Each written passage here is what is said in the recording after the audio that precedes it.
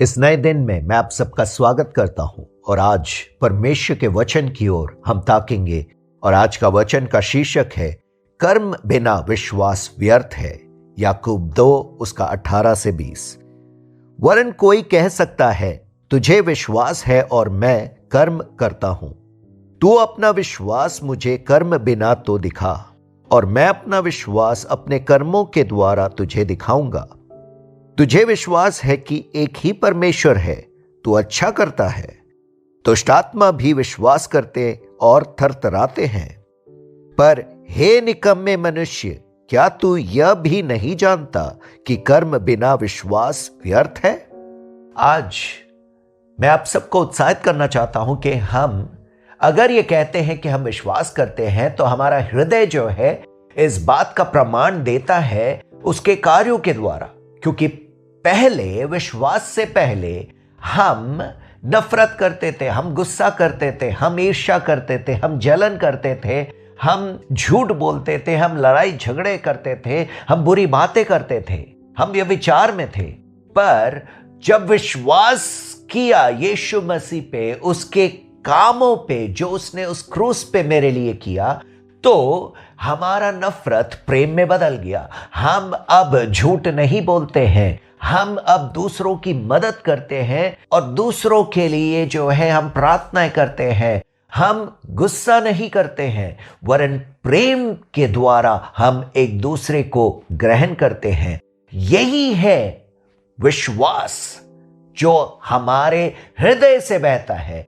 इसीलिए यहां पर इस वचन में याकूब कहता है कि हम कई लोग बोलते हैं, हम सब बोलते होंगे कि हम विश्वास करते हैं। तो विश्वास तो शैतान भी करता है, वचन कहता है, और थरथराते भी हैं। पर उनके विश्वास में कोई अंतर नहीं, वो कार्य नहीं प्रकट कर पाते, उनका हृदय खोखला है। तो ऐसा विश्वास व्यर्थ है।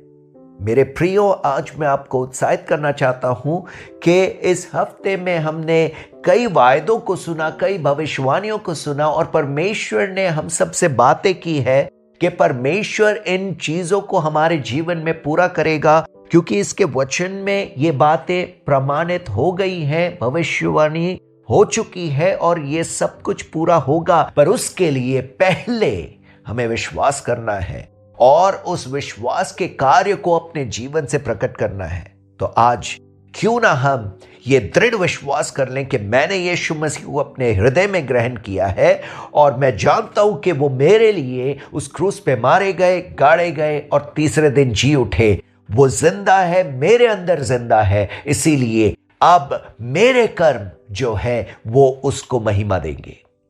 तो आज मैं आपको उत्साहित करना चाहता हूं, अपने पुराने अतीत को पीछे छोड़ दें। 2023 तक जो भी मेरे जीवन में हुआ, जो भी पाप में मैं गिरा, उन सब को बुलाते हुए एक नए भविष्य की ओर उस ज्योति के साथ हम आगे बढ़ें। क्योंकि परमेश्वर हमारे साथ है, वो हमारी मदद करेगा और उसके द्वारा हम सब कुछ संभव कर पाएंगे।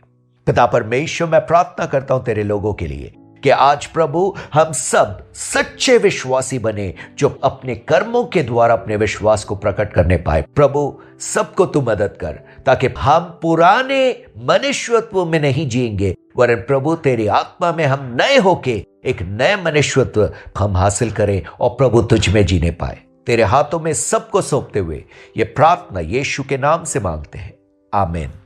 God bless you.